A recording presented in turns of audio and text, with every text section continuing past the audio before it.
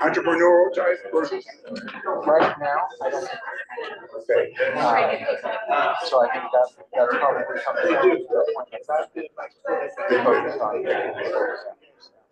So, yeah, we need to do something about that. Because you gotta have some people who market their house. That's right. You probably got even more experience in that than I do. Yeah. So it's all good. Hello, this is a test. This is Wayne. Things are coming pretty good with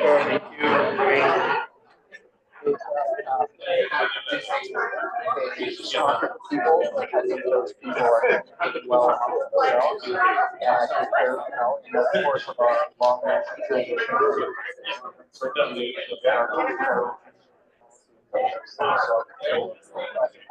sounds like in the last couple of months, they've gotten more clear-eyed about the need to get their house on. Yeah. So where are you at on this project? We're designing. Oh, you design? Yeah. Thank you. Okay. All right. Well, good. Yeah. Good. Thanks for being here. Hey, what's going on, young lady? How's it going? You all right? Well, how's everything going okay down there? It's going well. Showtime.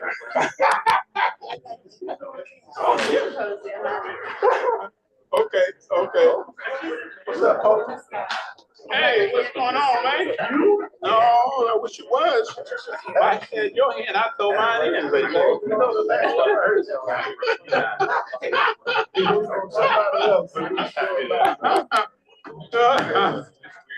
well, we're just lucky to be above ground, you know what I'm saying?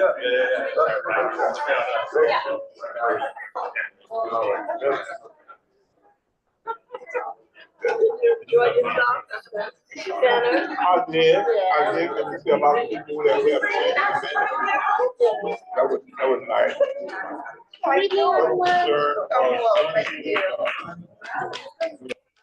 Back both of those papers, so you need to remember out there. Scatter.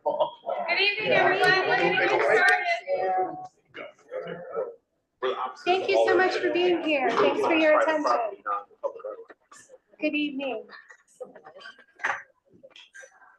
All right. Well, it looks like we have quite a few people here with us, enough to get started. So thank you so much. We are very happy to see you here this evening. My name is Patricia Diefendorfer. I am the Chief Planner in the Bureau of Planning and Sustainability, and working with the team in the Bureau of Planning and Sustainability to help host this meeting, along with many of our partner bureaus. We want to welcome the Historic Albina Advisory Committee and the Community Oversight Advisory Committee members and invited guests who have joined us here today. Sorry for my voice, it's a little bit scratchy, I apologize. Wanted to have some time to do some introductions, and then I'll walk through the agenda to kick us off. But first, I'd like to just show my appreciation to all of you for joining this evening for this city-led work session. This evening's discussion will give us a chance to explore together how future long-term development of the highway cover connects to public space, adjacent uses, and the surrounding street network. Many of you participated last summer in a session led by Albina Vision Trust to prioritize future uses for the highway cover. This work with you tonight builds on that foundational work. This meeting will not focus on the broader I-5 Rose Quarter Improvement Project led by ODOT, but specifically our focus this evening is on the future development, public spaces, and the interaction between these spaces and potential future uses on the highway cover. Now, before I dive in, I'd like to give our HAB and COAC and invited guests an opportunity to introduce themselves. Then I'll walk through the agenda to kick off the meeting. So now I would love to invite folks to, I guess we could start here with you, or yeah, with our COAC and HAB members. Go ahead. Cool. Sure. Okay. So, hi, good afternoon, everyone. I'm Winter Johannes, Executive Director, Albina Vision Trust. Hi, everybody. I'm James Posey. Live right down the street. Been here for a minute. So glad to be here. Hi, everyone. Kimberly Moreland. I'm the president of Oregon Black Pine News, and I'm on the House. Michael Birch, lived here all my life, and I'm happy to be here and participate in these meetings. And thank you for having me. I'm Erica Warren, everyone. I am the facilitator for the Historic Albina Advisory Board for the Rose Quarter Project. Stephen Green, entrepreneur, live about a mile from here for the last 25 years. Happy to be part. John Washington, Soul District, HAB member. Bryson Davis, Williams and Russell CDC, also happening. Go ahead, just- Brian Price with Bureau of Planning and Sustainability. Morgan Maioli, designer here supporting the city. I work for ZGF. Nolan Lightheart, also supporting the city from ZGF. Cassie Ballou, from Bureau of Planning and Sustainability. What do you touch on? Dr. Holt, part of the I-5 Rose Quarter Project. Folks online? Yes, please. Oh, yeah. Folks online, would you like to introduce yourselves? Let me just go ahead and highlight them. John L. Yes, good afternoon, everyone. Sorry I couldn't be there in person. John L. Bell, facilitator of the Community Oversight Advisory Committee. Felicia.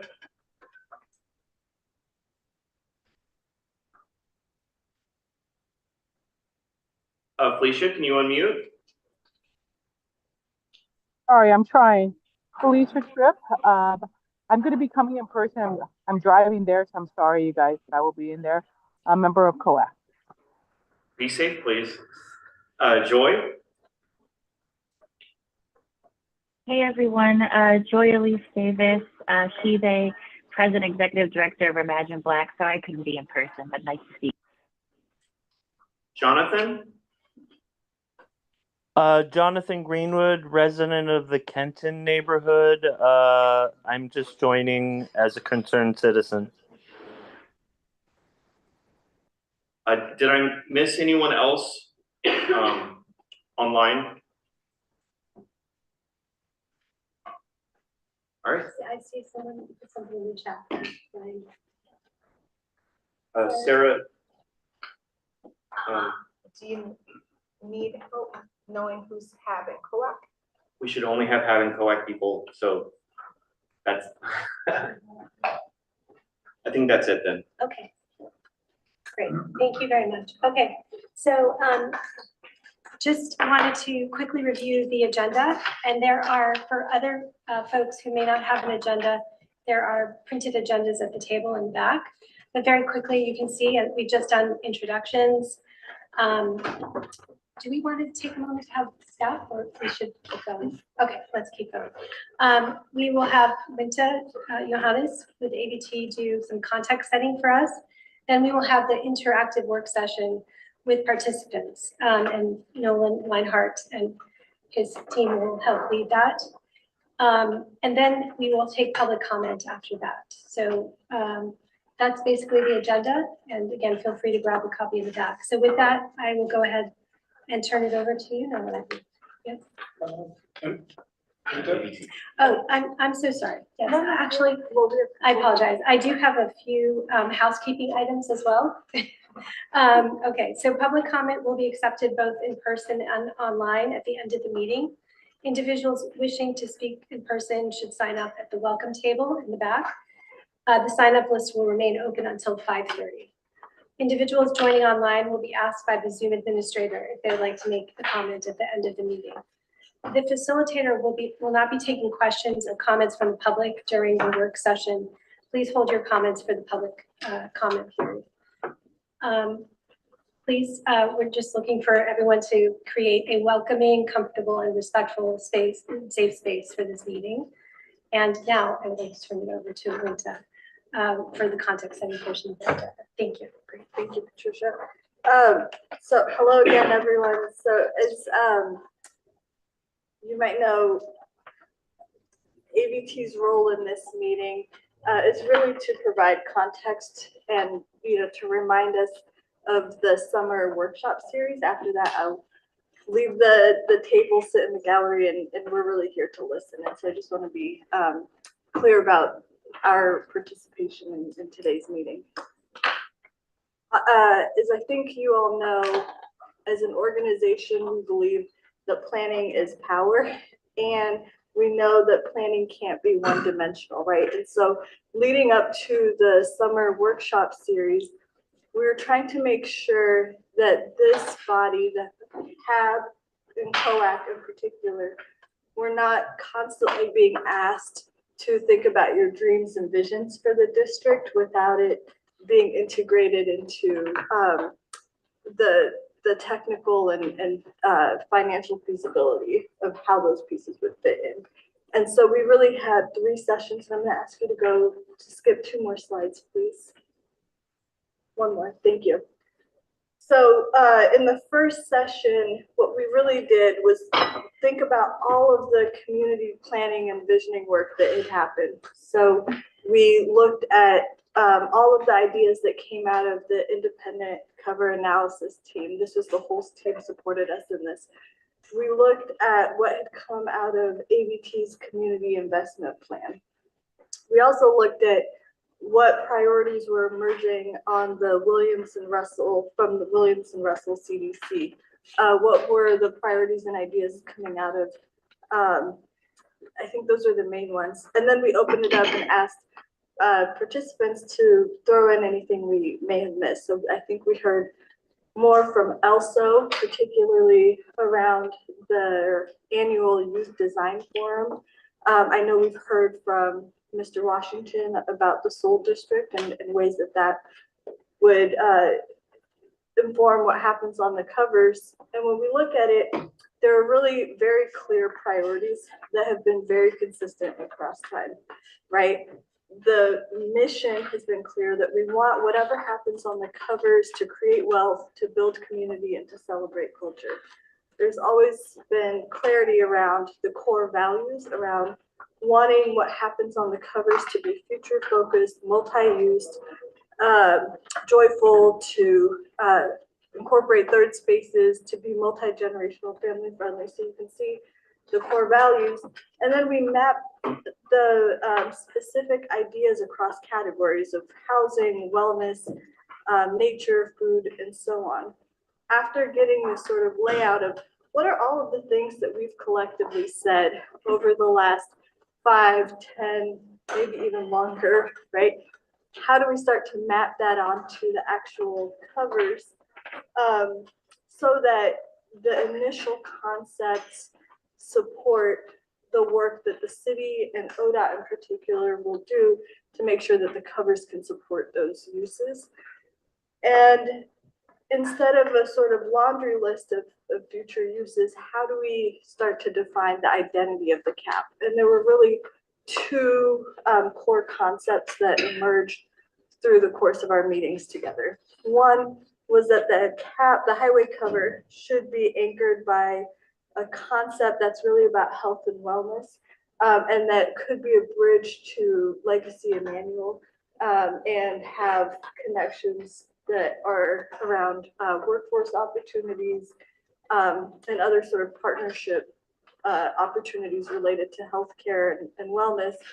The other is an idea around having it be more of a cultural district with some kind of anchor in the middle of the cover that might be a performance arts center or a Black History Museum, those kinds of uses.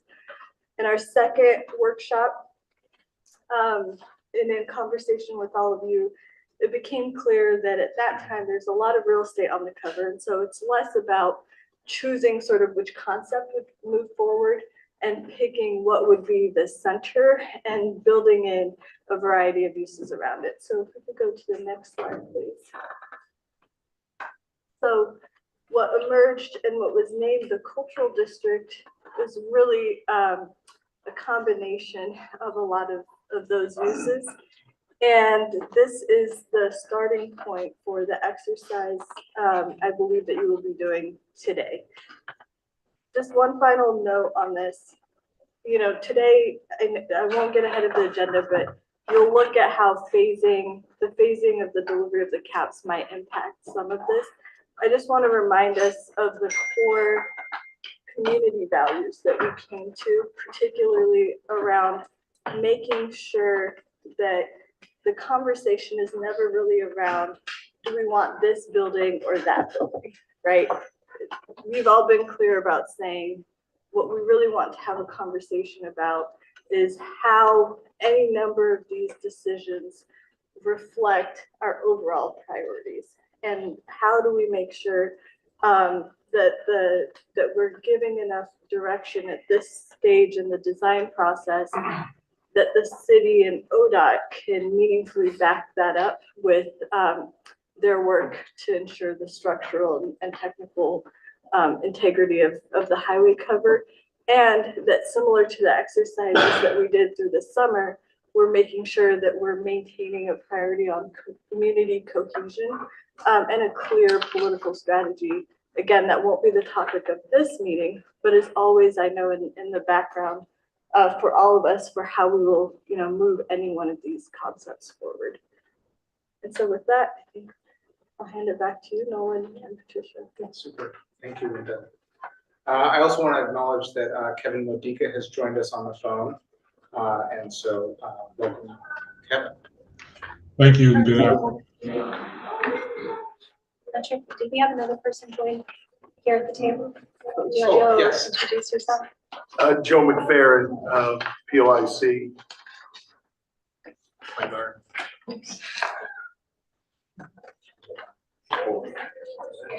Oh, and Leslie Goodlow is also joining us.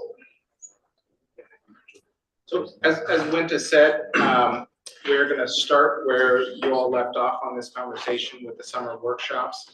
And one of the things that we're going to spend a little bit of time on, and I should back up and note that you've got a huge packet of paper. Stephen Green is always having a hard time for how many pages there are here.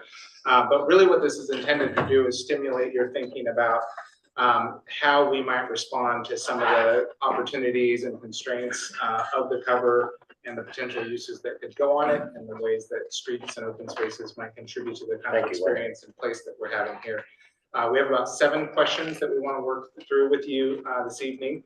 I think we have about 8 or 9 minutes a piece to discuss them. We realize some of these conversations might be robust and want to roll longer than that, and others may be shorter. So we'll just check in as we get to some milestones, and I'll lean on others to flag if we're running a little bit long. But we want to have an organic conversation, and my job is to speak as little as possible. So my question is, some of that is difficult to see from here. Yes. So we have our package. Everything. So everything's here, but if you tell us where you are, so I'm Sure. not flipping all this paper, that would be great. Super. We'll make sure that we're, I'll say, turn or click, and y'all can turn while we cover this. So starting, it's always good when the first image of my presentation is similar to the last one of Winter's, but just wanted to put the first question on here, and you don't have to read all this text, but the big idea is that we know more now about the potential phasing of the highway cover than we did when you gave the feedback resulting in this image. And so one of the things we want to talk a little bit about is, does the form of that phase, first phase, teach us anything about the question that went to ask, which is, where's the center want to be? And it's not to say that we want to move the center, but we may have uses that are more appropriate for that center in phase 1 than others. And so this was the image, just as a reminder, in 2D. And there, the line is really, that you would see is along Broadway, and it sort of wraps around Williams there. This 3D view of it is another view of the same content. And you'll see some numbers on your pages. Those are rough, they are general. I would consider them draft based on our current understanding of the phases. I would not take those numbers literally.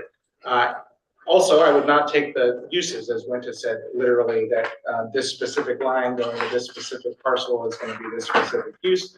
What's really important is that we understand how those uses translate into a character and a relationship between one part of the neighborhood and another part of the neighborhood, which are more active, which are more quiet, things like that.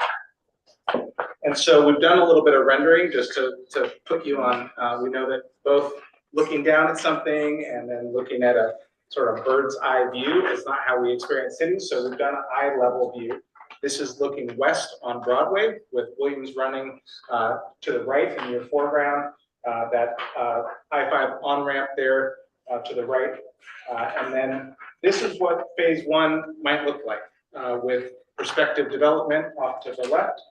The bike lane moving there through the center, the on-ramp onto I-5 north to the right, and then the development that will come later, the space is shown there sort of in right center. Quick question for you, Nolan. Is the phase one because of like logistically or cost, or could phase two become phase one?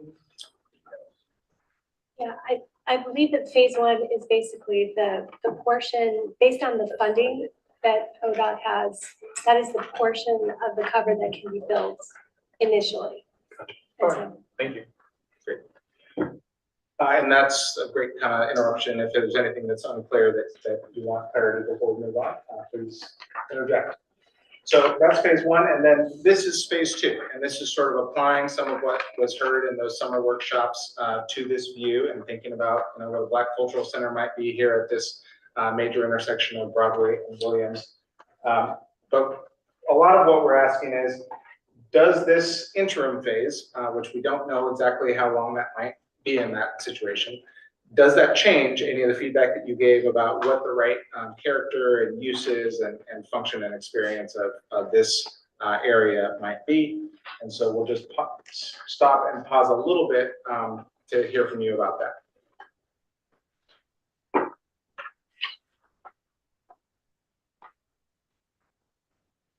And I should say it's okay if the answer is no. The short questions, if we make some questions short, gives us more time to talk about some of the others. And feel free to flip ahead too. There's so much in this packet. Someone online is saying, please go back to slide 2. Phase two slide.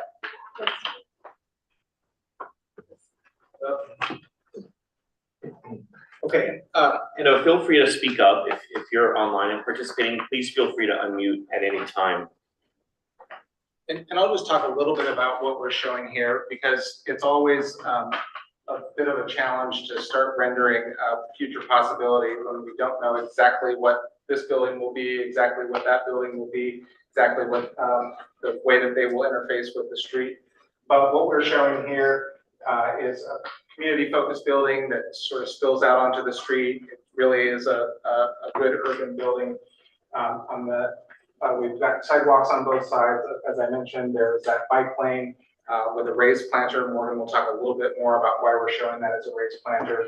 Then we've got the fence to the freeway there, and then the off-ramp off to the side. Albina 1 and the other new housing projects are in the background. And then when we put to phase 2, we have this new Black Cultural Center, which the implication in this drawing and in the summer drawings is that there may be some public space in front of that, so that's what would really you'd see if you were driving through that intersection on Broadway or Williams. So that intersection is Broadway and what else? And Williams. Broadway and Williams. We're looking down Broadway. Williams is shooting off to the right. Moving left to right across the page. So what's there now? This is just the space above the freeway here. And actually this corner is the space above the freeway in right at the corner as well. So some of what's shown here is also, I believe, the surface parking lot, this block, the background. No, just to go back to Yes, this image is the existing condition. yeah, so forgive me, I was just trying to see. So the freeway is going to be built And then on top of that will be those renderings you just showed us, the intersection, right? So are you able to show the freeway under the renderings? One could. One could. The work that we've been asked to do is more focused on what is the surface condition and then what does that imply for the city zoning and transportation planning. Okay, I was just thinking, those of us who are not, graphically, I mean, we can't envision what that would look like. That's just like a normal street, it doesn't say, we talk about a cover, but that's a structure on top of a structure, right? Am I right? Yeah. So it'd be nice to be able to see what that looks like. Well, I think there are ears in this room who can probably be responsive to that from the first quarter project. Okay. Does anyone mind if we keep moving in? And I'll say this is not the last time we'll talk about some of these themes. So if your wheels turn and something comes out in 10 or 20 minutes, that's fine. So in that first phase, how many buildings are you showing us that are on that first cap? This implies that there keep would. saying about one of them, or well, two of them. How many are on that cover? Right? So on the cover, this implies that there are 3. So in page 6 is maybe the best illustration of that. Yeah. And then it's also assuming that there might be 2 buildings that are sort of, or 2 or 3 buildings that are in the phase 1 area, but not on the cover. So that crosses on the other side of Broadway, right? And so that building to the far north on that pinkish color one, is that part of the Toyota dealership? I don't believe so.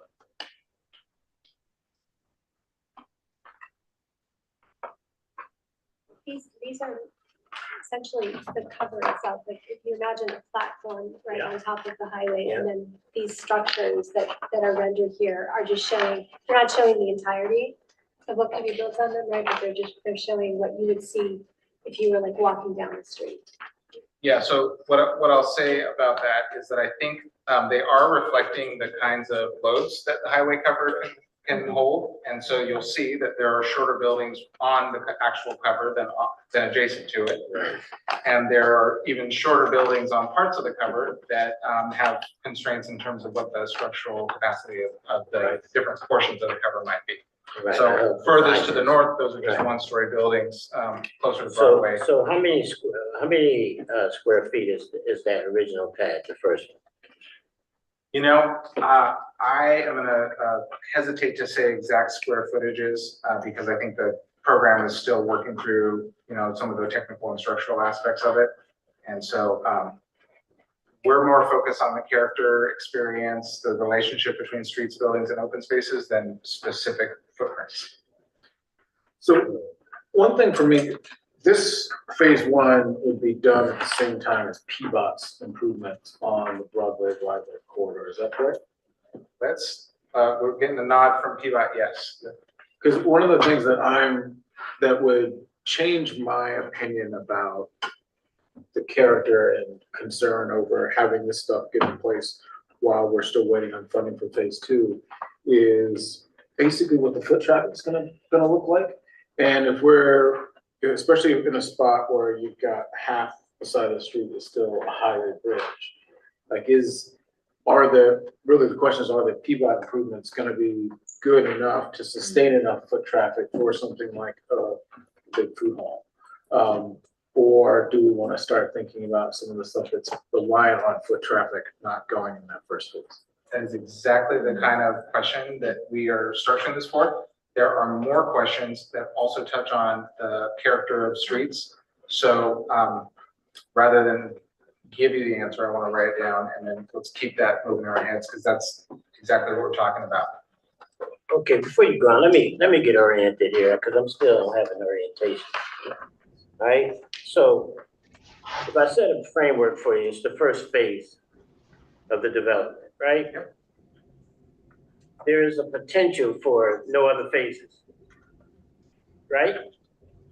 So then if I'm staging this, if I'm tabling this in my own mind, and so the significance of this first phase, the question is, what's the type of structure that would be most suitable for that first phase? Is that part of this conversation? It is, and as uncomfortable as it is for as a planner or a designer to think about the fact that one phase may last, decades, I do think that is the responsible way to think about it. Okay. If this was here for a decade or more, would that change any of the way we think about the space? And would that change anyway about what building is what type of out of this whole development, what building is a priority versus not? And what right? kind of building and how does it orient itself and things like that? Okay. On this phase one, does the ramp still move? Or does the ramp stay? Let's throw that one to. Because that'd be another big one. Maybe they're asking a question about the ramp. In Yeah, phase one. does the ramp still move for phase one? And So that's a phase two? Yeah. Okay.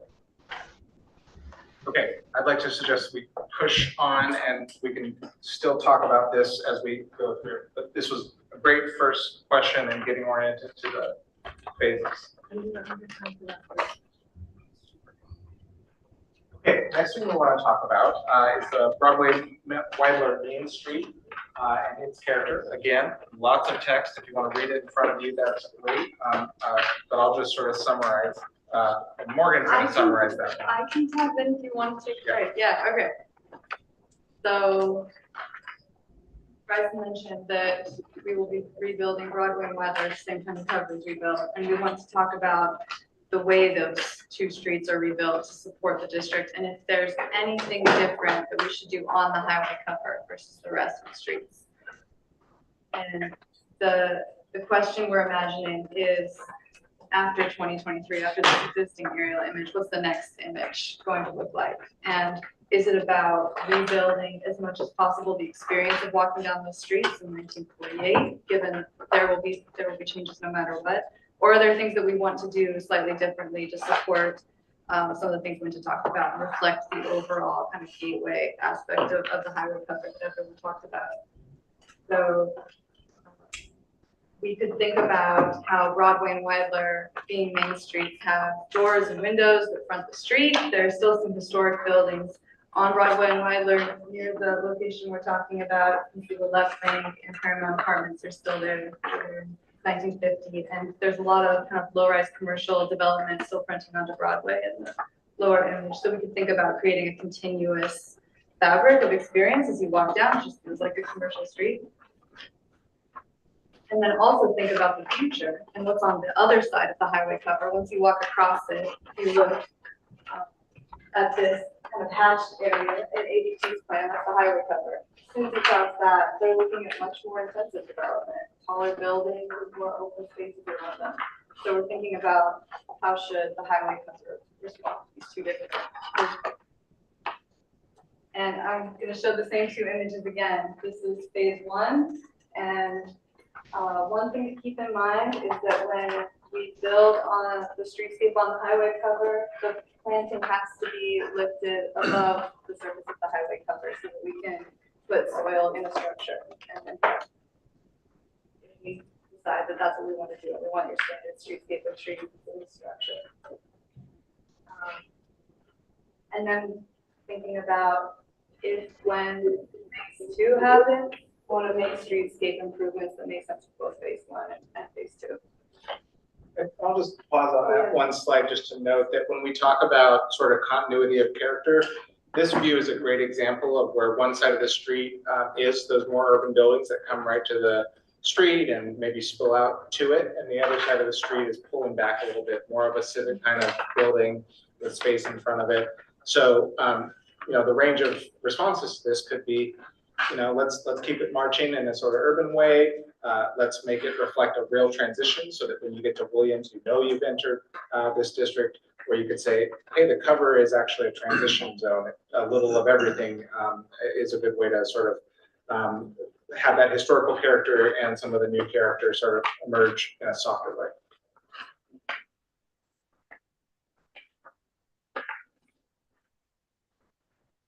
And I put together some images to start to get people's imaginations flowing about what this space could feel like. starting with, if we put, I think this is probably kind of the most standard planting in a planter on a sidewalk. Imagine that again. And if we want it to not feel like a wall, we can break those up or curve them in an interesting way. We can also think about if we want to do trees or if we want to think about shade structures. You know, this is historically a very warm place to buy. They also look at shade structures to reduce urban heat out. And you want to give it a little more space. There's some mounds, rolling hills. We don't have to have planters be in a corridor. They can take different shapes. And one other thing to think about is when things are up in a planter, they can become seating. We want to give a little more space for that and create some of those third places, especially around major buildings. One final thing to think about, I know it's a lot, we can go back to this, but one final idea is that if the plants are up above the surface of the street, buildings could also move up. So you could have everything move up, like the Heartland Plaza, and it could feel like you're walking down a sidewalk like anywhere else, but there's just a little ramp coming up at the beginning and at the end. We did do 2 sections to look at if we go kind of standard streetscape, but with planting raised as it crosses the cover. We create an environment like this, where we've got a planter, some buses and traffic, standard sidewalk width and building, and we're curious how y'all feel about this. And then this would be the general change. Once you cross off of the highway cover, then planting will be back in the ground. So back to the question, given some of those things to think about, does anyone have observations or reflections about how they think the experience of walking down Broadway Main Street should feel? Yeah. I think the building height is going to be very important because we want to make sure that it has that pedestrian feel and making sure that you limit the building height so that it creates a place and not a tunnel like we see so often like Martin Luther King. But I also was wondering, once you decide on the design concept, will there be design guidelines to kind of protect it in for future development to make sure that it's consistent with what has been decided? Will have its own special design guidelines? Yeah, I think there is an anticipation that the city's planning will reflect some of what we're talking about with regard to character, and that may vary from one portion of the district to another, both in terms of character of buildings, the relationship of those buildings to the street. All those things can be part of the city's output in this process. A lot of what we hear today will inform any future guidelines, standards that may apply to this district.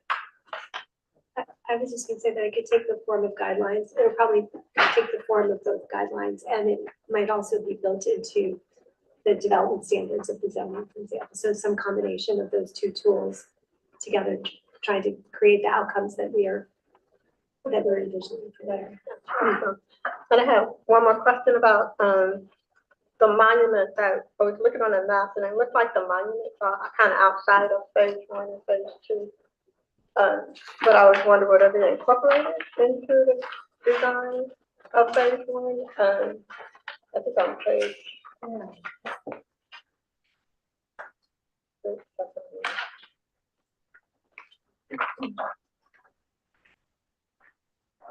Can you say a little bit more about that? Because I think you're hitting on something that is important. Well, I was thinking about, I understand earlier that there was a desire for a monument plan that would reflect some of the elder history in the area. And, but I don't really see that incorporated into your visual art. Sure. But I'm hoping that it will be included maybe as public art. Yeah, I think that's a great observation.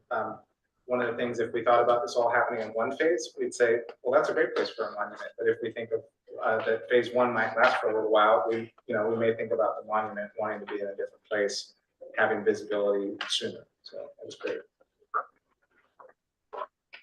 just so I'm looking at these right, the first cross section, you're looking east, right? And then the second cross section, or sorry, the first cross section, you're looking west, and the second cross section, you're looking back east, No, you're looking west both times. west both They're times. just on different streets. First Oh, one's on okay, this is- Broadway because it's on the got it. cover, the second one's on Wyler, just to show you what it's like, it's not on the cover. So could you describe to me what the significance of these pads, the width, is that the width of the cap itself that we're looking at with the arrows on it? It's, so the bar at the bottom is showing the width of the street, of the right of way. And I'd say with all of the numbers at the bottom of this page, the same thing I said about the square footage of the parcels, which is that all, these are sort of reflective of city street standards in general, and the functions that we expect to be able to fit on this street. But all of these may end up 6 inches to 18 inches, a little different than they are as the program unfolds and yeah, all the technical stuff gets. But what it's really illustrating is sort of the relationship between these functions, sort of across the street, and then that vertical relationship Morgan talked about, which your earlier question really hit on, which is the what it means to put a street on top of a structure. It's different than when you have a street on dirt and the roots go down into the soil. So where are the seams at, the cover seams? This is focused not on the structure, but more on the sort of program of what's on the surface.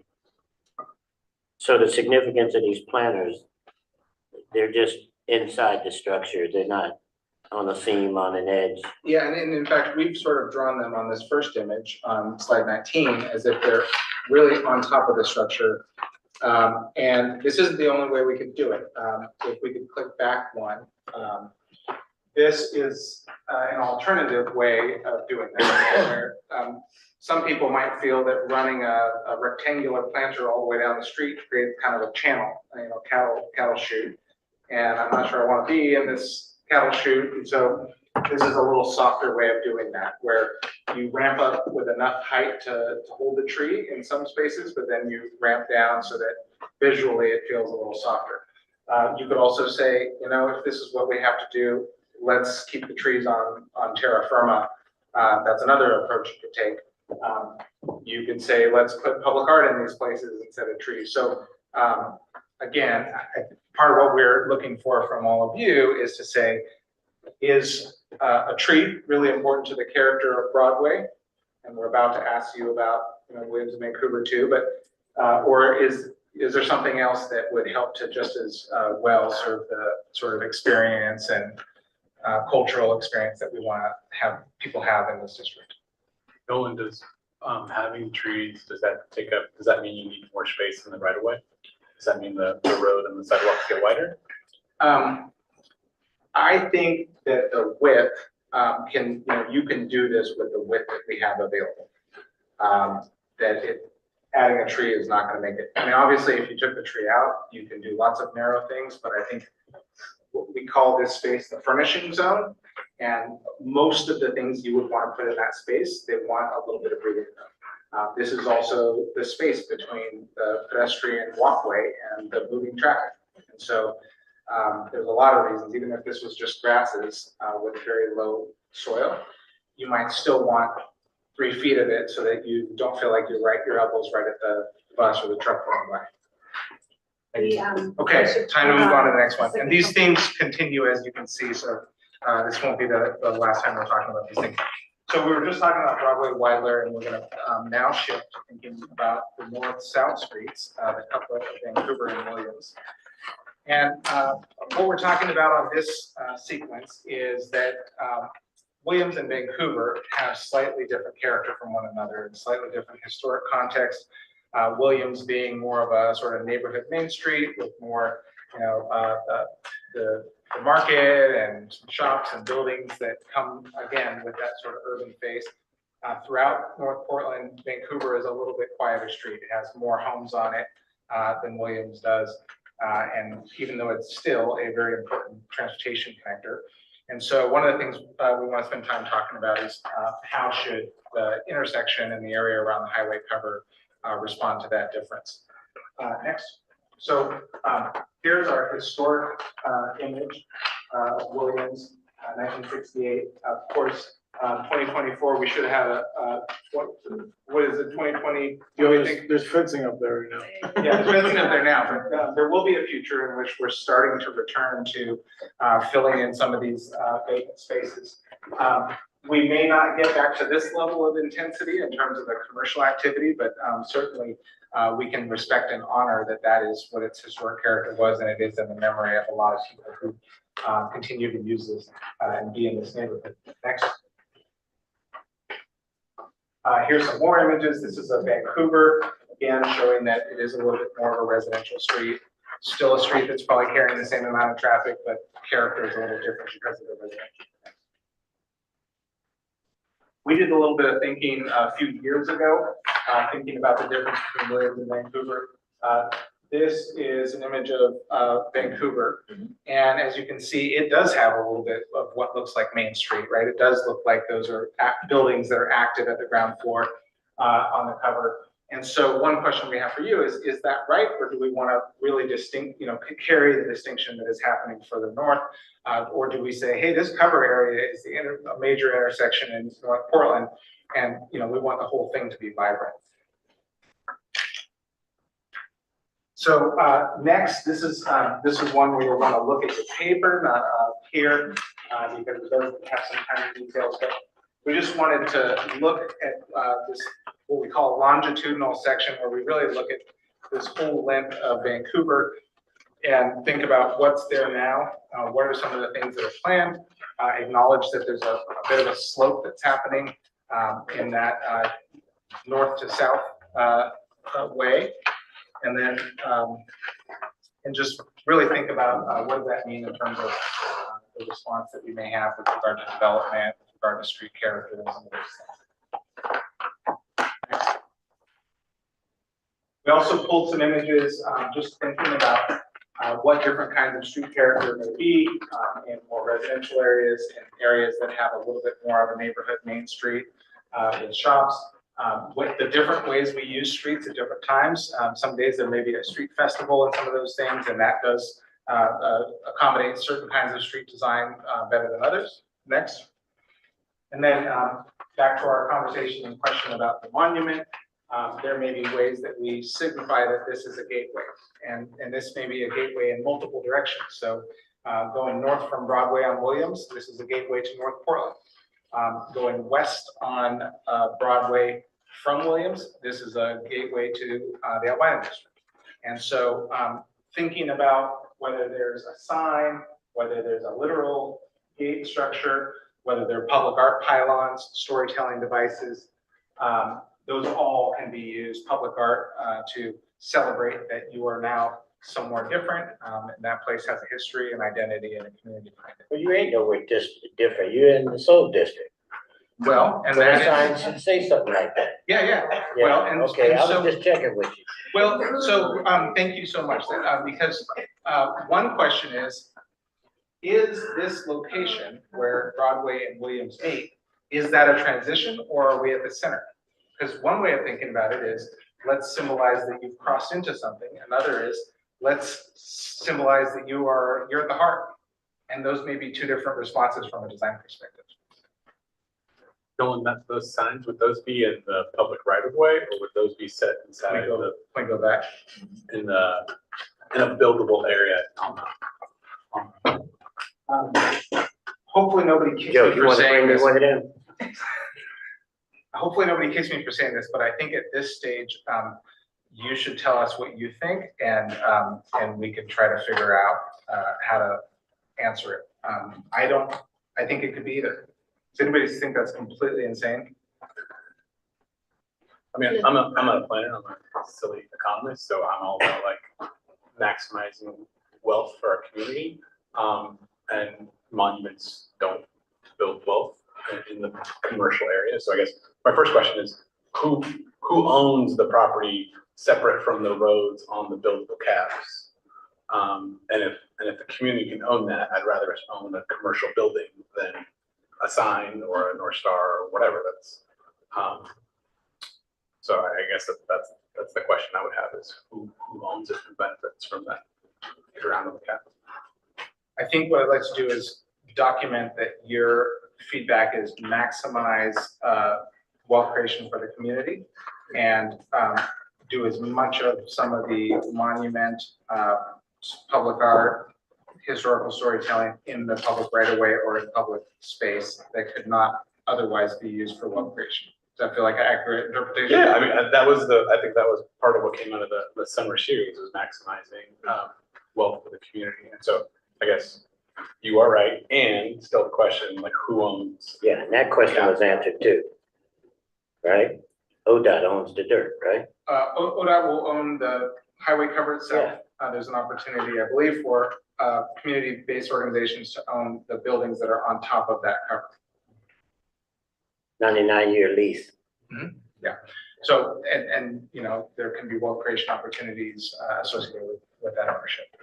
So I think I echo Stephen's sentiment on the maximizing the economic value, but thinking about like some of these options that are really that marketing component. So like the Nebraska one where you've got it going over the right of way, right, where it's, you know, you're marketing the area, but less of, you know, taking up a big space where you could have several shops like Pittsburgh. Other thoughts on this? Does ODOT have the actual highway cover? Yep. Yeah.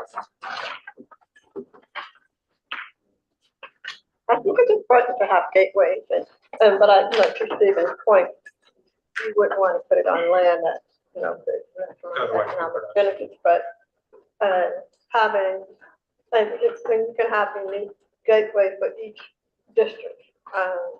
And I think it's important to mark this area, but again, making it pedestrian friendly, where you feel like you're engaging with the place and not walking into like a tunnel or, yeah, I think it should be designed where it welcomes and it can and encourage you to engage with the place. Yeah. On public right away, may I? Yeah. I think Louise has a comment in the chat. So we have 18 comments in the chat. Yeah, Wayne, can you go ahead and read that? I can't check the chat without messing up the screen. Yes, I certainly can, unless Joy wants to unmute and speak up or read the chat.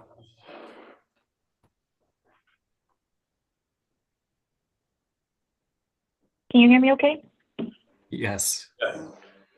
Yeah, I was just making a comment based off what Stephen Green mentioned and just wanting to emphasize a balance between wealth creation and community benefit, knowing that it is a very small site and it's going to be impossible for us to get the wealth that we want and we deserve in such a small space, but recognizing the need to balance community benefit. And I'm not against prioritizing community benefits in this moment. I did get a flag that we're a little behind, so I'll say when we pause again, any of these comments are still in line and on time. So let's move a couple forward.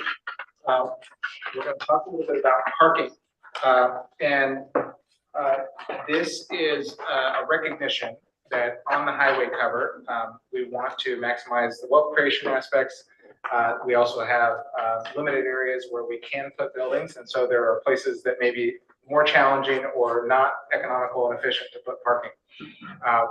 Some of that may include the street, and so as we think about the uses, many of these are big civic uses where people are going to come from long distances. They may bring their cars, and they may not be able to put all those cars right here on the cover next to the place that they're going. Obviously, today the district is already having a bunch of big, civic gathering activities at Moda Center and the Coliseum. People will park other places and then walk to those. So part of what we want to spend a little bit of time talking with is the balance of how parking gets managed, what might be the right strategies for that, what kind of expectations should we set about the balance and use of parking. This slide is describing that we have about 2,600 off-street parking spaces, mostly associated with the Motor Center in blue.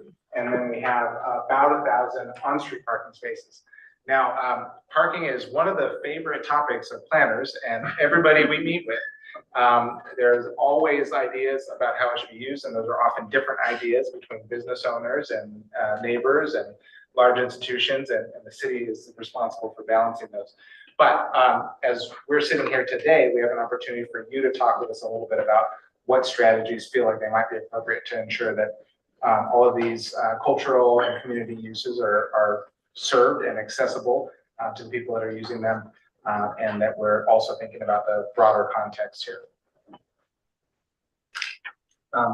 Want to acknowledge next that there is a pretty robust bicycle network that is intersecting, just so happened right on the site next, and some pretty strong transit access. So there are other ways to get to the site, but we realize, especially in this era of gentrification and displacement, that a lot of people will be arriving by car. So back to the question, are there parking strategies or concerns that would justify a strategy that you want to make sure that we're keeping in mind as we advance this land use and transportation thinking? I have a question. Yes. The 1,000 parking spots that you say are on the street? Yes. Do these happen to be in the same parking spaces that you now will get a ticket if you're there longer than 2 hours, right? Some of them for sure, yes. Yeah. And in fact, some may be on segments of a street that may not be in the form in the future the way they are today. I think it looks like we may be counting some spaces where there's not a street today, but if there were, this is how many spaces there would be. So again, as with a lot of the numbers in this presentation, this is a sort of a general snapshot of how much parking resource we could have. And part of the question is, how should we plan to use that and manage that? Do you have an idea of how much it's being used now with the current setup? Like, of these 1,000 spots, how many are regularly occupied? Just call a friend. Anyone from Peabody want to? Sure. During the events, they're all being used. Most of the time, the stuff north of Broadway is like 40% used. Thank you. Does that include the Rose Quarter also? My sense is that similar story, but maybe even lower utilization when there's not an event. Like I was taking pictures over on the parking garages last week, and it was like not one car in the Broadway parking garages. And so I'm sure that's true of all the Moda garages when there's not an event. How far would the walk be from, say you parked in the Rose Garden and walk to this area? From here to the center of the cover, it's 5-minute walk. 5-minute walk. And it's a little uphill, so if you were pushing a wheelchair, that might be a little further. But part of why we think about this as this whole system is that we could say if there are spaces that are closer, those may be prioritized for people with limited mobility. So that kind of thinking is common when there's major event transportation planning. But all that money being spent on the bike paths, right? That's what they're anticipating. Well, the nice thing is the bike paths are here today, so. Have there been any way to predict the demand based on the usage that's been identified so far? I don't think that's happened yet. Traffic demand. But that is a great question. Well, what could be done on that? Is that right? We have done that. Yeah. So in the apartments that are being built, do they come with parking or are they street parking? There's no apartments being built on the caps. No, but around the area, because that's going to consume. So there is an owner of one of the most recent buildings here, and I wonder if you could address that. Yeah, so we don't have any parking at Albina, there's no parking. But one of the strategies that you all pointed out during the summer workshop series that relates to parking was identifying uses that have strong daytime activities, since the activity in the arenas, is really a lot of evening activity, one balancing factor. is there opportunity for a parking structure? I think it would be a challenge to put a parking structure on the highway cover. I think it would also be. Not on the cover, but in the neighborhood. In the neighborhood, potential. I do think this comes back to the question of sort of like, how do you balance wealth creation with some of these other uses? And I think it's a challenge, but certainly not impossible. Yes. I think also you have to know how expensive parking is. To build, yeah, that's right. Conversation. Yeah. You need to park. To build parking. Oh, to build parking. Expensive. Okay. What I know about my neighborhood is they continue to build apartments with no underground parking, so they park on the street. So you park your car, you may not get it out because people are bumping. So if there's an opportunity to build parking, I think you're gonna get more people visiting. Because the less parking you have, the more people my age are gonna say, I may have to go another time because I can't get there, park close enough to get there without passing out on the way, right? Yeah. So, yeah, parking is important, extremely important. Okay, want to make sure we're staying on track. The next topic is also related to parking. Sorry, before we move on to the next topic, I think there was a comment in the chat that we want to go ahead and read. Joy, would you like to share your comment that was overlooked? I can also read it. Oh, I was just, yeah, maybe it's easier if you read it so that folks can hear it. I was just commenting on the balance between wealth creation and community benefit, knowing that there's only so much land that we can offer for wealth development, making sure that we're maintaining that balance. But you can read it. I just wanted to make sure it wasn't overlooked because there was no comment. Joy wrote, thank you. I think it's important to have a balance between wealth creation and community benefits. While it's impossible for everyone to gain wealth from this project, we can ensure that community benefits are honored. This is especially crucial in a time when Black Americans are being erased from historical documents at the federal level. Wealth creation is often focused on the few, typically the most privileged in our community, while community benefits can impact many. So balancing both is crucial. It seems. All right. Thank you, Joy. Thank you, Joy. Okay, so next topic is Williams with trade-offs. And this. We have one more comment from Kevin. Kevin, would you like to share your comment that it is related to parking? I put it in the chat not to use up bandwidth, but it just appears to me that there's answers right in front of our faces as we talk about development and redevelopment. Unless they're going to demolish the Lloyd Center garages, I would suggest that parking plans include utilizing those on event days and shuttling pedestrians that choose to drive in from that location into the neighborhood. And I think there are some event parking strategies that have started and some event management. And so it may be that needs to be updated to reflect some of these new uses and just ensure that both the amount and the timing and the management is going to reflect the new vision and updated vision. Okay, the width trade-offs. Let's just jump to the next slide to talk about this. There are some places on the cover where street parking could happen, but it would happen as a result of widening Williams. And it's, again, when we're doing community planning, there's always a business owner that says, geez, I want someone to be able to park right in front, jump out, grab something, and then jump back in the car. So these drawings essentially compare what that street width would look like if you didn't have parking, and then what it would look like if you didn't have parking. I think Mr. Washington was mentioning, where's the joint, where's the seam between the cover and the not cover? You can't bridge a building over that structural joint. And so widening Williams makes that building site smaller. And as you can see, it's a triangle. It's already a pretty challenging place to put a functional, usable building with a 16,000 square foot floor plate, and it gets even smaller to a 14,000 square foot triangle if you widen the street. So one of the things we just want to hear from you is, as you prioritize those two things, do we prioritize the wealth creation possibilities of that building, the flexibility and functionality of that building that comes from a little bit bigger footprint?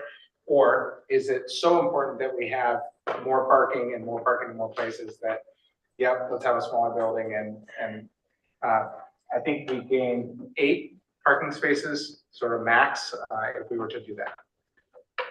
Hopefully it doesn't sound like I'm nudging you toward a solution.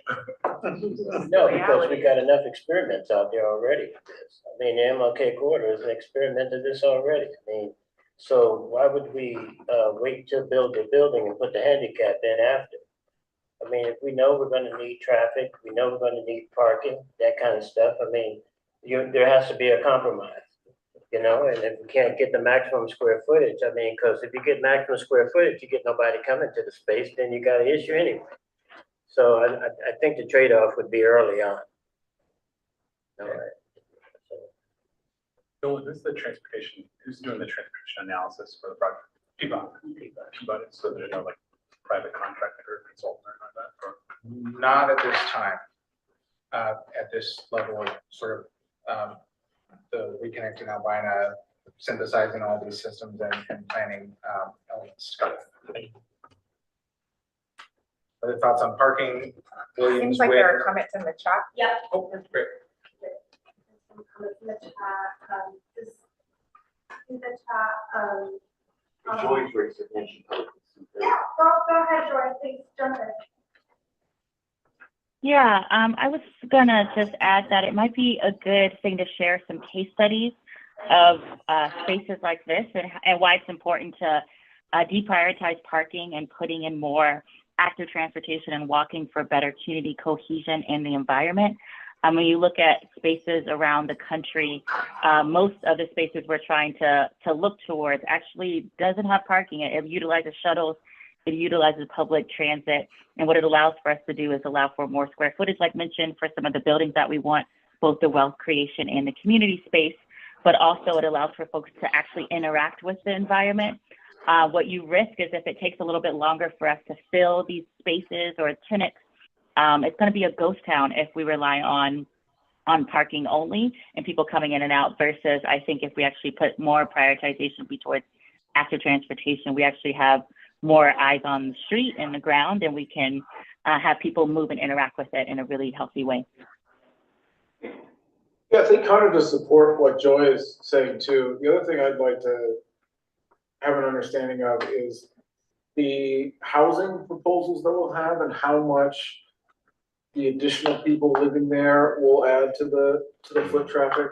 Because if you're talking about a bunch of ground floor retail, but you've got a ton of new residents nearby, like then the parking is not going to be as big of a deal because you're going to have people in walking distance to support the businesses there. And so I think in order for me to answer the parking question, I'd have to understand a little bit better how the housing additional will play into it.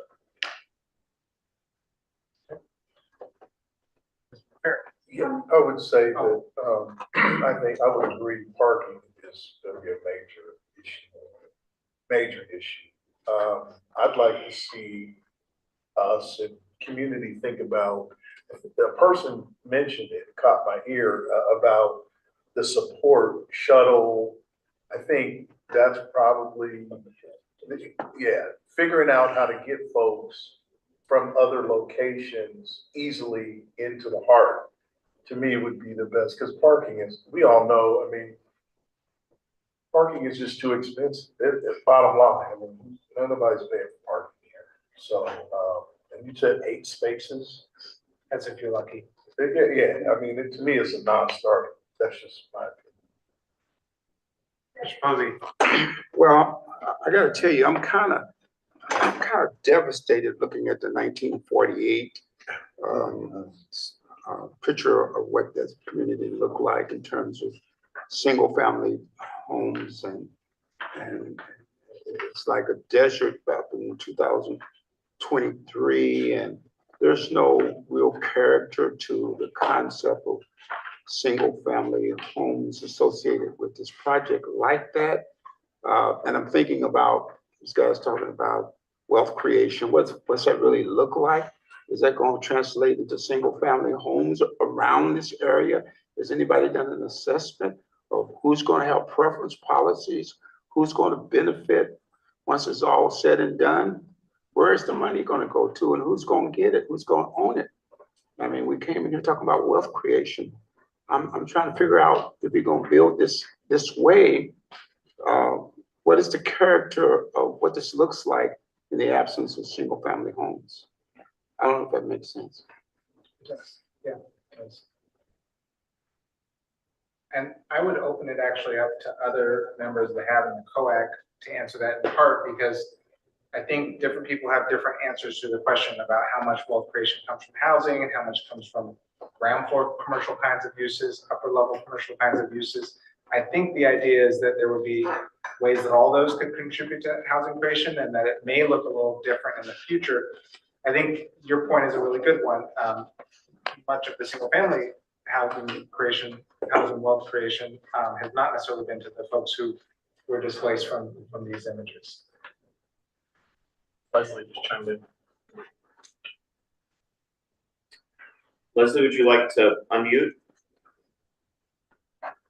Sure. I'm sorry I'm not there in person. My stomach is not doing well, and I did not want to be far from my house in case I had an issue. And not that way. I'm just very nauseous. So thank you. Yeah, just nauseous. I know that was too much information, but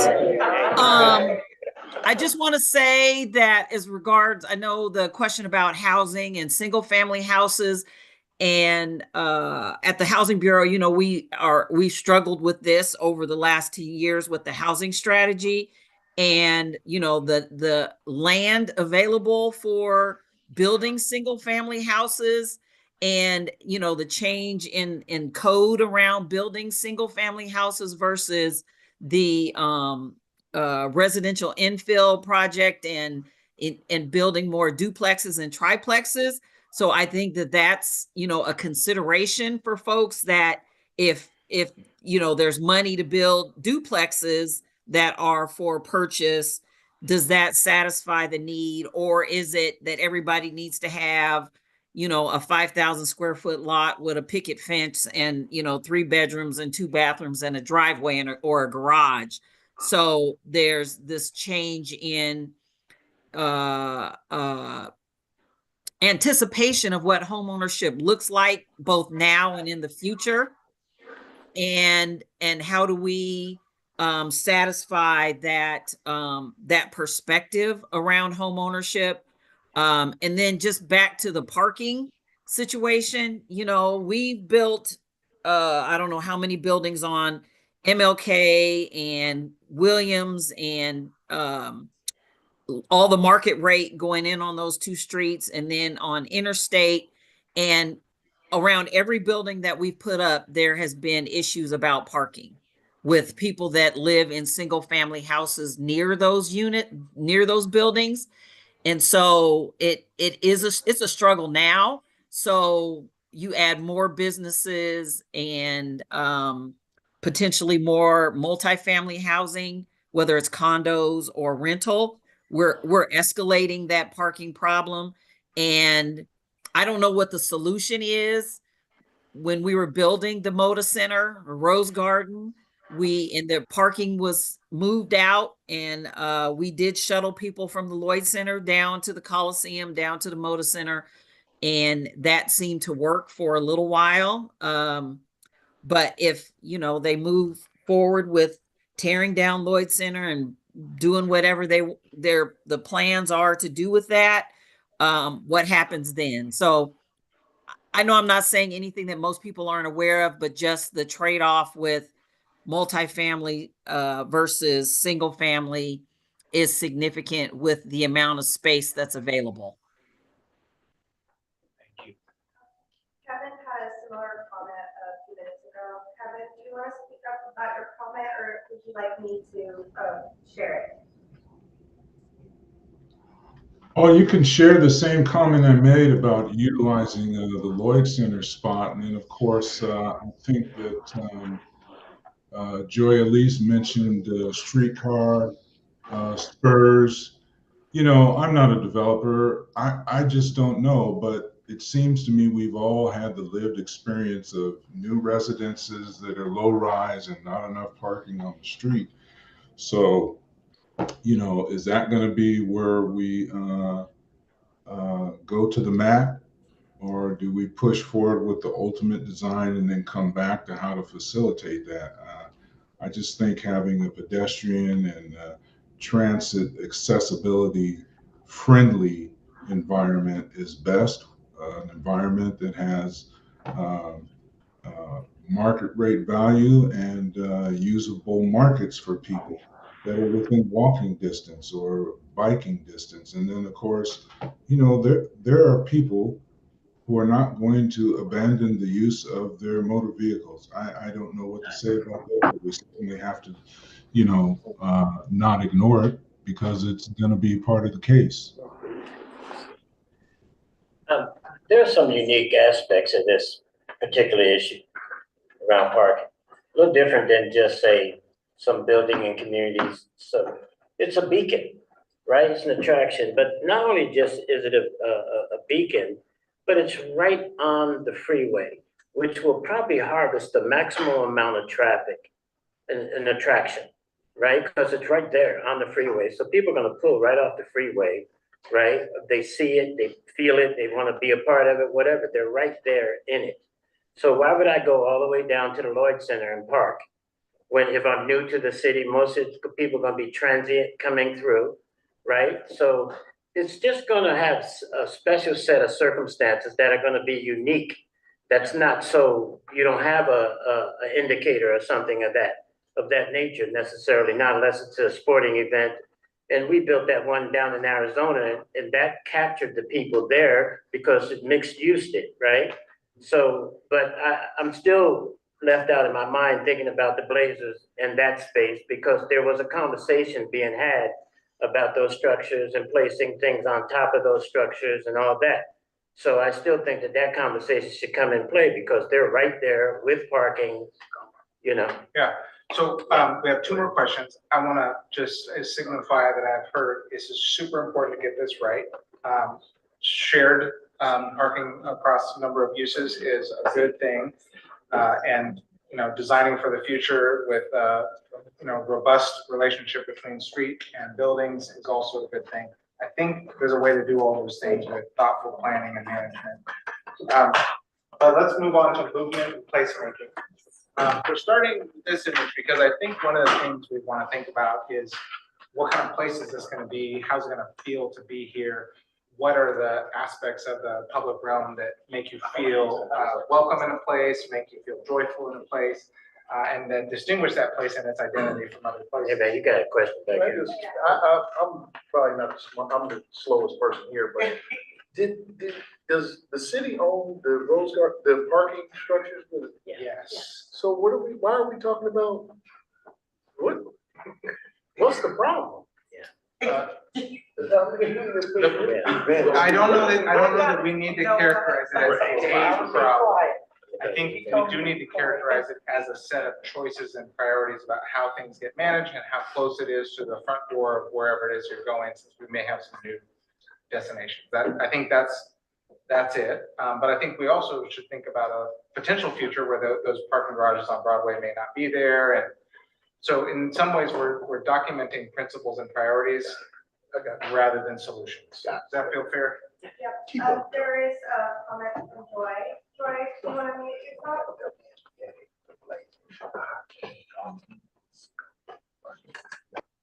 Yeah, it seems like I don't want to slow us down if we're moving away from parking. My comment was more about the act of transportation. Is it okay to still share it, or do you want to move on? Sure. Take it away. We want full participation from online attendees. Okay, I'll be brief. I really wanted to think about the future and there is going to be a shift happening from being such a car-centric society into more active transportation. And I think if we are building something, it has to be a balance. I think what Mr. Kevin mentioned was really important. Like, some people will drive cars, but we can't lose, we don't have a lot of square footage to work with. And if we are prioritizing parking over buildings, we're going to actually get into a very similar situation that we are in now. So I just wanted to note that I think for environmental concerns, like, I want to limit the amount of cars that are going to be driving through there. As someone who has asthma and has lived next to a highway, I think it's really important. But I also think there has to be a shift, and there's going to be a shift. And I would just rather us build for the future instead of really kind of being fearful of what it looks like to not have a car-centric space. Thank you. So first topic that we want to talk about when it comes to special areas and character of this district is gateways. And we've talked about it a little bit, so we may be able to save some time on this. But again, we just want to acknowledge that Broadway is an important main street in North and Northeast Portland. Williams is an important main street in North and Northeast Portland. Where they intersect may be a place that we want to celebrate as a community, especially if it starts to feel like the heart of this new endeavor. And so, again, back to some views both of what this intersection looks like today, as well as some strategies for how we might celebrate it, whether that be information, whether it be art. We've heard the feedback about the use of public space versus the use of private space outside of the right of way.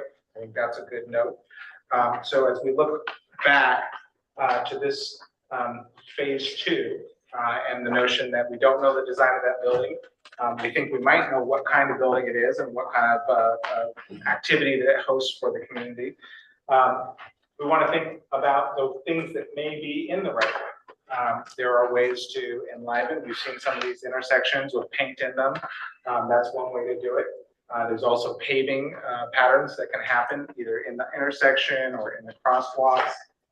So in addition to sort of art pylons or historical information, there may be ways so that you just send a signal to everybody, you've entered somewhere, right? You've crossed into our neighborhood. And then in addition, there are more vertical things, whether those be sculptural art, whether those be lighting, planting, special planting, where you sort of cross through someplace. We've all been to one of those places where the trees change, the plants change, and you look around and you say, wow, this is special. Somebody's investing in this. Maybe it's a hospital campus or a university campus, but sometimes it's a neighborhood. And so question for all of you, are there things that you would think of that would make this feel like a meaningful gateway to this community and to this neighborhood? Well, so one thing I was thinking about, kind of when I was thinking about your earlier question of should this be the center versus should this be the entrance? And the whole idea is that we're reconnecting the two sides of the interstate. But I feel like if we're treating it as an entrance into that lower area, we're communicating there's still a separation there. And so I feel like the space should be more of a center space rather than a threshold space. And so when I think about like what sorts of items would help make that work, I think you're thinking of those big features. You think about like how this Black Cultural Center, right? It's this big kind of civic type building. It's at least in the rendering, right? It's got the big architectural features. It's a place that sort of centers the area. Like that's the thing, that's the landmark that you use to say, hey, let's go to X area. It's by the Black Cultural Center, right? And so I think just things like that when you're thinking about the neighborhood, you go, oh, it's by the X, it's by the Y, and then treating this as like the center of the space so that we're bringing in the other components of the city and of the neighborhood into this, I think would be my preference. Well, I'm not going to be bashful about it. I think we need to have an Afrocentric kind of context about how this plays out. I don't think there's enough. I think Black people are the inventors of cultural awareness about how we live on this planet. And there's enough art and there's enough history that we shouldn't be bashful about that and, you know, explore the limits of what that would look like. You know, I can barely, you know, I can't even use a crayon. So I know I wouldn't know what I'm talking about, but at the end of the day, you guys, you know what we've done as African Americans across the universe. So why wouldn't we maximize that experience through this process? Range of ideas, a range of things that could express, you know, the character of this community and what was lost. The whole Vanport situation, the flood and all the history that flows into the heart of this community. Somebody can make some expressions about what that looks like. Awesome, thank you. So leads us, go ahead. You sure? Yeah. Okay, so I'm not a designer, but I've been here 75 years. And whenever I travel, French Quarter, Chinatown, there's an interest. I feel that we should have something that says, this is where you're entering right now, it's sacred ground. Folks fought long and hard for this project. Wenda's not here, she moved. But all of us have an investment in it. So I don't want to drive by and look over it. If I'm not from here, I look over and not know that this was what it's supposed to be. There needs to be something that identifies it. There was a lot of work done with HAB members early on in the design team around placemaking and identifying and, you know, anchor symbols and honoring elders in this community and historic landmarks and those kinds of things that could be infused here. So maybe that could be some additional context for you as well. We make sure we get that in the right hands. Thank you. And I think that when we were talking earlier in the beginning, you were talking about that it wasn't so much that we should be thinking so much about what we've decided to put on there. Was I mistaken about that? That none of these buildings and stuff are in stone?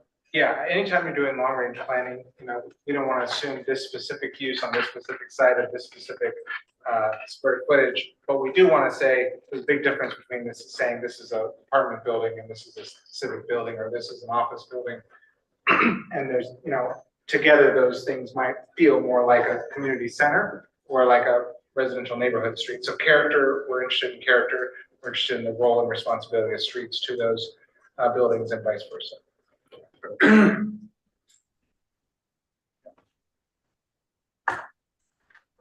We have one more topic, and I think if it's okay with everyone, let's jump to it. And if you have more ideas about gateways, feel free to throw them at us.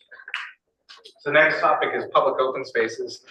And this one's interesting because there are a number of kinds of public open spaces. There's a notion of plazas or sort of garden spaces. But there's also the ways in which public open spaces can help us connect from one part of the district to another. Those kind of semi-public pathways and spaces that break down the scale of the city. And there's one of those that's already in planning, and this is the Albina 1 project. And they've envisioned a place that's actually not very easy to get to and from the area close to the Portland Public Schools headquarters, and then the area up on Flint in Vancouver. This will be a pedestrian pathway that helps you climb up through that space. And so it's a space to move through, it's a space to be and sit and talk with somebody or eat your lunch. These kind of interstitial spaces can be really nice places within a community that people who live or work there really take a sense of ownership over. And so this is, again, some work that we did envisioning how that work on Albina 1 could be expanded to other kinds of public realm experiences. We talk a lot about how stoops often serve that purpose. They're sort of semi-public, semi-private spaces. Yes, it's outside the public right of way, but there's a conversation that you're having with that person on the stoop as you pass through. So it's public-private space that's connected and engaged and contributing to the public space. These are some examples of some of those kinds of park, garden, pathway spaces. And there's a lot of ways that you can respond. Some are very vibrant. They are inviting. They have bright colors, a sense of invitation that welcomes you into them and really signals how public they are, which may be appropriate for some of the spaces in this district that want to be thinking about their use as a regional destination.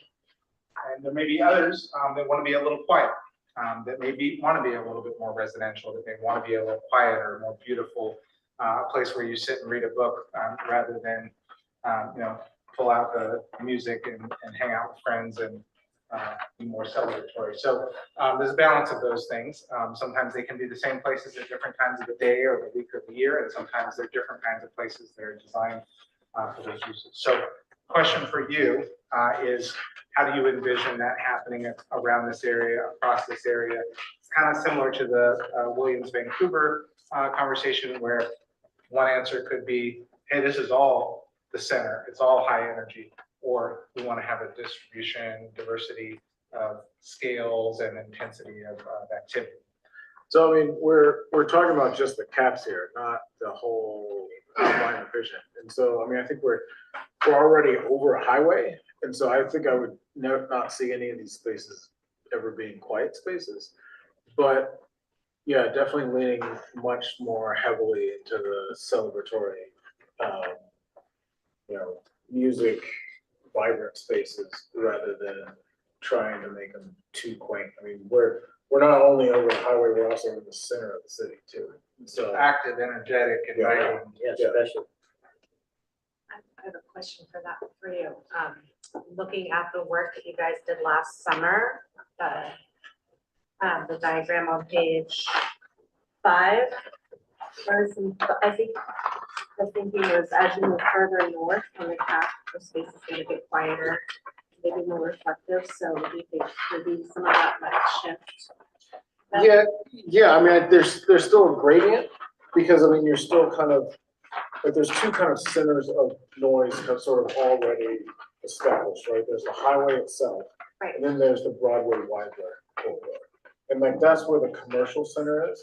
And so I'm sort of imagining as you're getting away from both, you're bringing the tone down, calming things down quite a bit. And so, like going north along Flint, I'd imagine it gets quieter, but probably still thinking of it as a public space rather than a small private neighborhood. Just maybe not the town square, like a Pioneer Square type place where you have like music festival type things, right? Yeah. I think the quiet, like neighborhood street, I think we're thinking a lot further away from this spot, at least in my mind. I would like to just comment that I think whatever space we create that is designed for multi-generation, because some very active, vibrant spaces may intimidate those of different abilities. And so I think we have to have distinct kind of markings or signage for different means of transportation, whether it's bicycles, scooters, and also having like maybe furniture for benches, so for those who may be slower walkers. But as someone who's hearing impaired or who love walking in public spaces, it could be intimidating when you have someone riding a bike behind you. Yeah. And so what I find is very helpful is when I'm in public spaces with wide sidewalks, so that a person can order like a identified marking for a bicycle. Yeah. So I think those types of considerations. Thinking about intensity of movement, not And just movement, intensity of sort of social and cultural activity. Thank you. Joy has a comment. Joy, do you want to speak up? I'll be brief because I put a lot, but I just wanted to emphasize it would be really great. I think I loved what Kim mentioned about the wider sidewalks, and I also just want to make sure there's gathering spaces for larger groups too. And I don't need like 10 people, but just we need more than a bench. There's a great study that talked about how Black folks in particular need to be in groups in these spaces, and it sometimes can be a public safety issue when we don't have adequate seating. Sure. Mr. Posey, last, you want to wrap it up? Yeah, I'm deja vu about what it used to be. Those of us who've been here for a minute used to know what Williams and Vancouver Avenue looked like with Geneva's and the clubs and the barbershops and all of the things down that stretch. If I had my weathers, if I could wave a magic wand, I would reinvent that whole concept, linked with some entrepreneurial kinds of things that really typically we have lost as a consequence of gentrification. The beauty shops, the barber shops, all the small shops that people really kind of take for granted. You go over on 23rd Street and you look at what Mississippi looks like now, and basically it's, for Black people, it's disintegrated. I know he likes to talk. I know John likes to talk about the Soul District, but at the end of the day, I ain't seeing no Soul District like it used to be. And if I could wave a magic wand, I would circle that back around and reinvent and give folk who have lost those sort of opportunities an opportunity to build that sort of cultural hub that most Black cities were, the urban areas, Black people still do. And if you go to Baltimore, DC, other places, Chicago, there's areas where Black people are able to congregate and celebrate their cultural history. Well, I'll take one One of the principles that we talked about early on was this restorative justice. And we've been having a lot of conversation over the years. And I'm with you, my friend, Mr. McFerrin. I might be a little slow.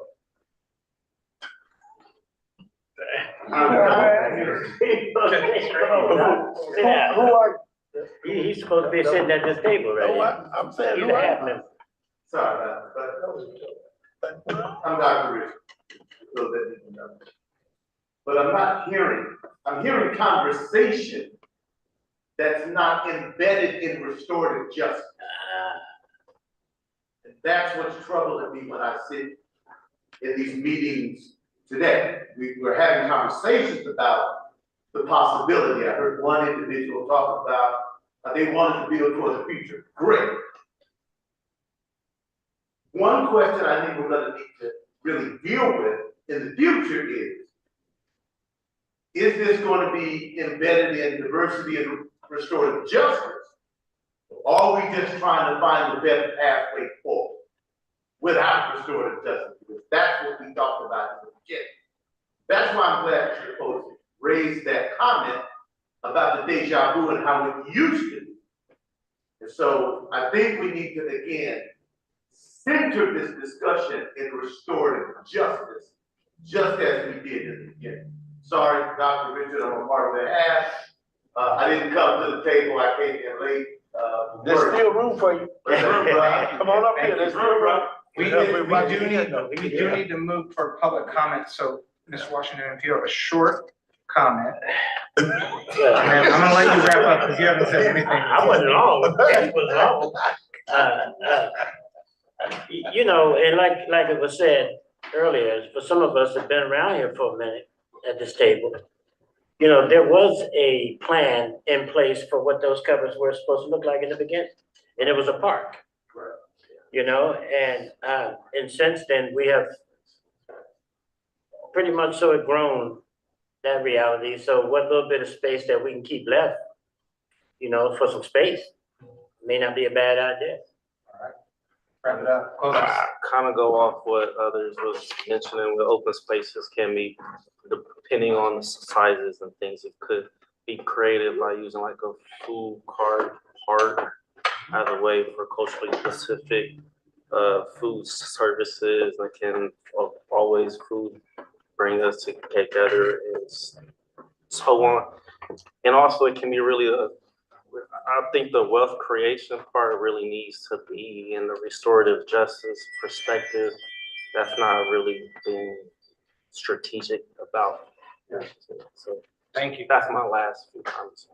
Short, but valuable comment. We're gonna move to public comment. Thank you so much. This was such a lively conversation. Everybody contributed, and I really appreciate it.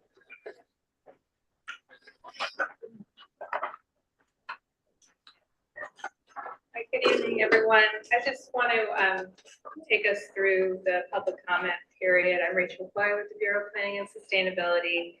And we have 3 people that have signed up in person, and then I believe we have one person online.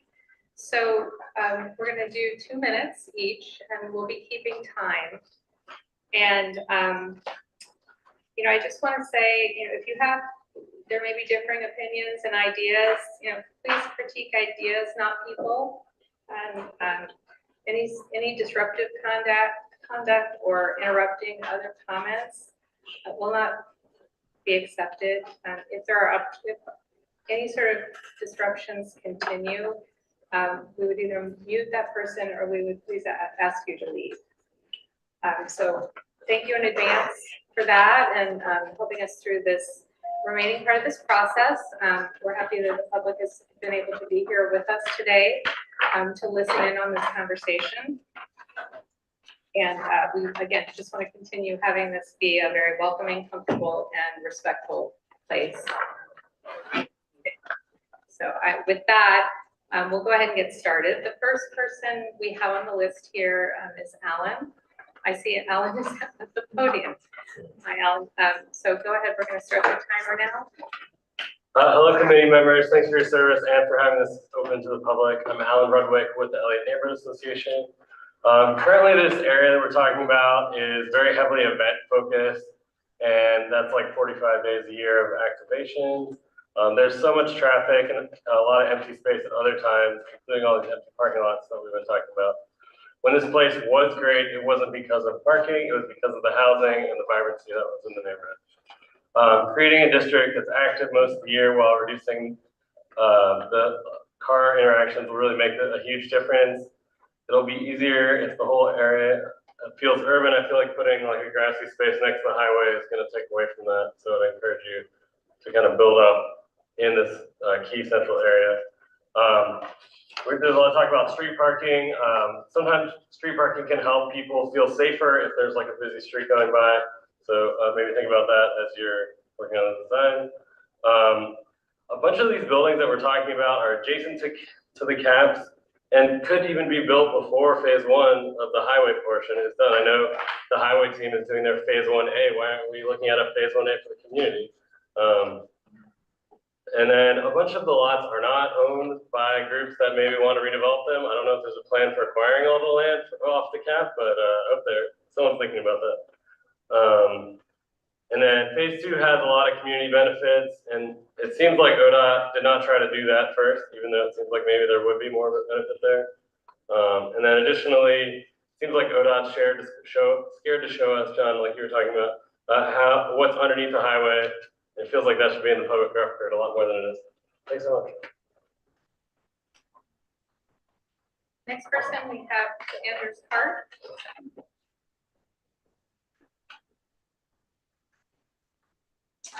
Thank you for having me. This has been really interesting, and I'm really glad to have this opportunity to learn about this project. I'm also with the LA Neighborhood Association. Just wanted to raise a couple of thoughts I've had specifically about safety, looking at some of the cross sections on Williams. Right now, the cross section there, the cars and the bikes going in the same direction with the bikes in between travel lanes is pretty unsafe and stressful. And I think this presents an opportunity with this project to create a safer cross section where people aren't kind of sandwiched between cars. And I think it'd be a shame to waste that opportunity to create a safer way to get people who are biking through that area onto the left side bike lane on Williams, north of the caps. I also was looking at the cross-section renderings for Broadway and Weimler. They showed 12-foot lanes, and I think those could easily be 11 or even 10 feet.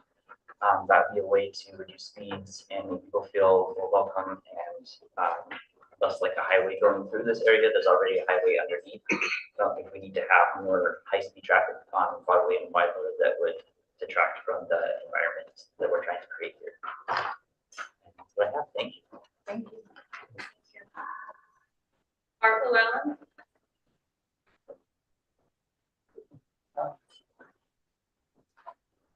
was an interesting night. Let's see. I'm on the Lovejoy corridor, and I'm on the streetcar, and we're the number 17 or 77 bus is over. And just like on the Lovejoy corridor, that's on the west side of the Broadway Bridge, the traffic is just menacing. And that's my personal experience every day you go out there. Broadway and Whitehall are on this side of the bridge are even worse. My opinion. Just when I come in and go, I always intimidated by that amount of traffic that has to go through. So my efforts in the plan is to try to make the redevelopment safer for pedestrians.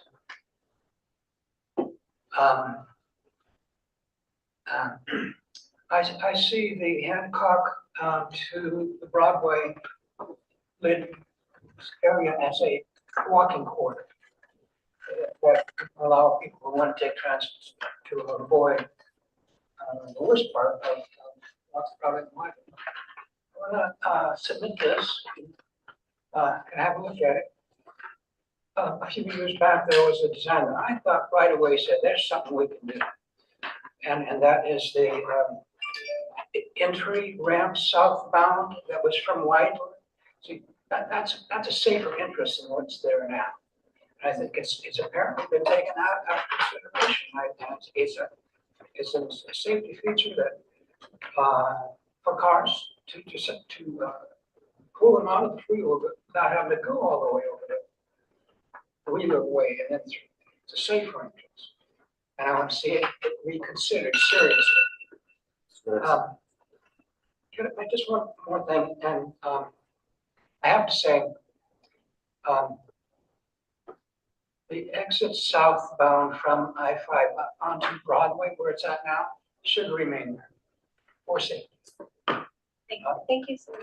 Yeah, thank you very much. Okay, so We can, I'm happy to do that for you.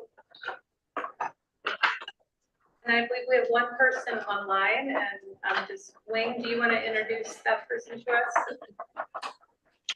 Sure thing, Jonathan Greenwood. Hello, can you hear me? Yes. Okay.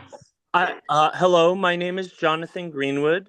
I simply want to say these lids would be cheaper to build without the extra lane expansion, and it would mean there'd be less traffic and noise and air pollution in the neighborhood. Further, money saved on not widening the freeway could go toward public transit expansion.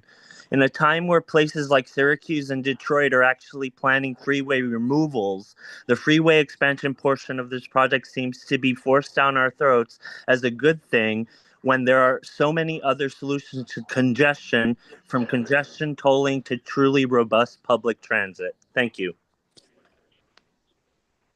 Thank you. And Wayne, is that it for the online?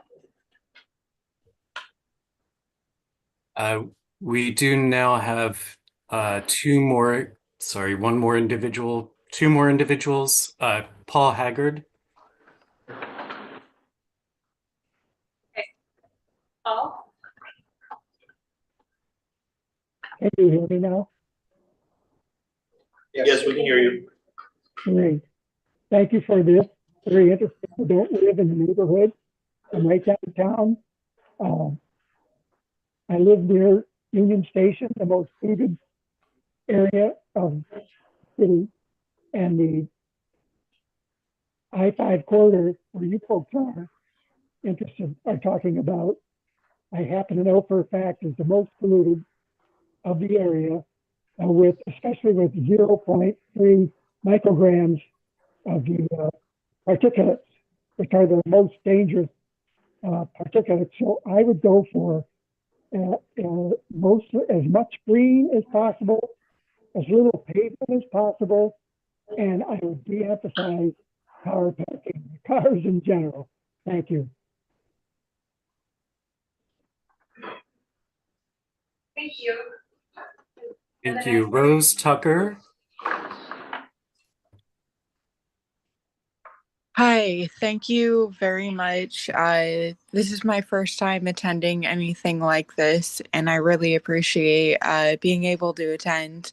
And I just wanted to say I agree with everybody who's talking about like making it more safe for pedestrians, for cyclists, and I think that focusing on expanding transit and making that opportunity available to people will just reduce like the need for parking in the long term. So that kind of focus is important. And I really agreed with everything that Joy had to say on the webinar chat.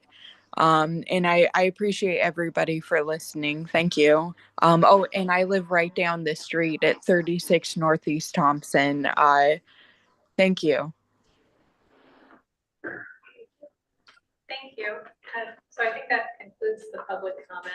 And Nolan, do you want to wrap us up? I know we're Sure.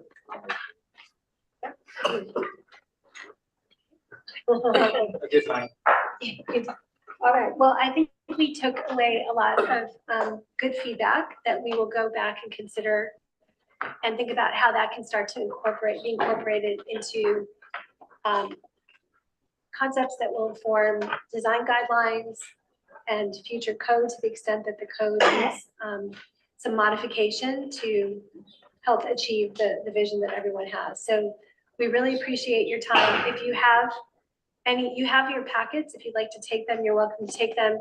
If you have any additional thoughts after you have some time to think about it more, please feel free to, is there an email for the project, or who should receive the emails?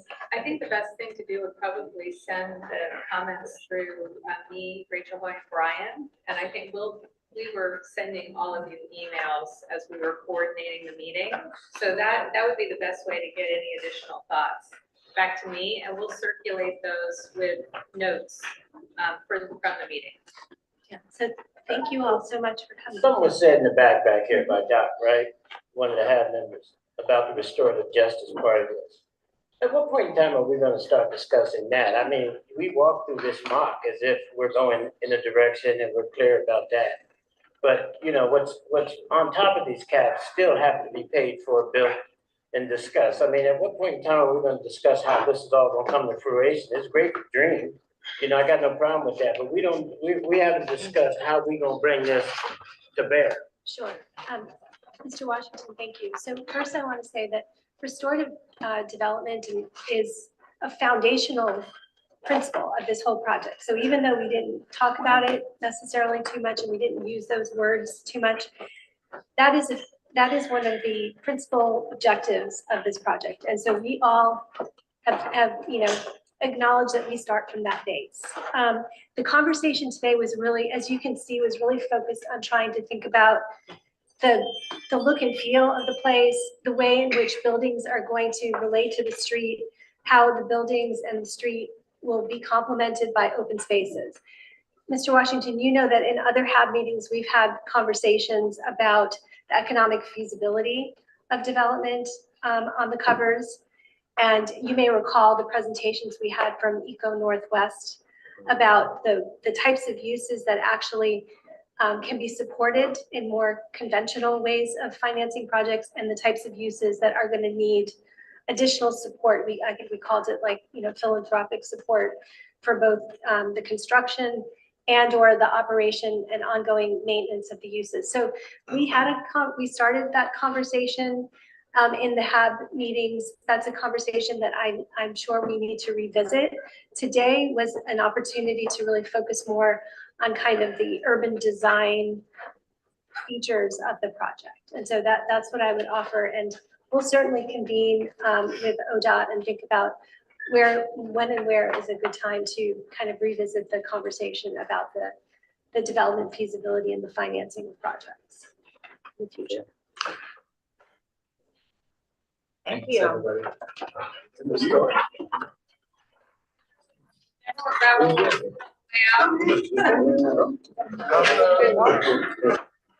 Share.